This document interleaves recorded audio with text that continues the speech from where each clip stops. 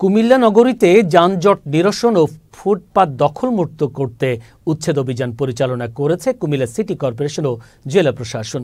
মঙ্গলবার কুমিল্লার কান্দিরপাড় পূর্বালী চত্বর থেকে টমছম ব্রিজ পর্যন্ত নগরীর অন্যতম গুরুত্বপূর্ণ সড়কে অভিযান পরিচালনা করেন জেলা প্রশাসক কার্যালয়ের নির্বাহী ম্যাজিস্ট্রেট ফারহানা নাসরিন। এ সময় কুমিল্লা সিটি কর্পোরেশন ও জেলা পুলিশের সদস্যরা উচ্ছেদ কার্যক্রমে সহযোগিতা করেন।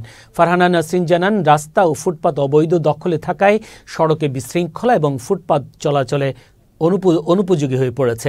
এরই প্রেক্ষিতে এই অভিযান পরিচালনা করা হয়েছে।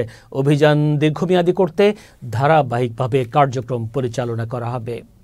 আমরা মনে করি সাস্টেনেবল হবে, কারণ গিয়ে যানজট নিরসনের লক্ষ্যে এবং মানুষ যাতে খুব স্বস্তিদায়ক একটা চলাফেরা করতে পারে, সেজন্য আজকে জেলা প্রশাসনের পক্ষ থেকে এই উচ্ছেদ অভিযান পরিচালনা করা হয়েছে এবং এটা নিয়মিতই হবে। নিয়মিত আমরা মানুষ যাতে খুব স্মুথলি চলাফেরা করতে পারে, সেজন্য জেলা প্রশাসনের পক্ষ থেকে এই ধরনের অভিযান অব্যাহত থাকবে।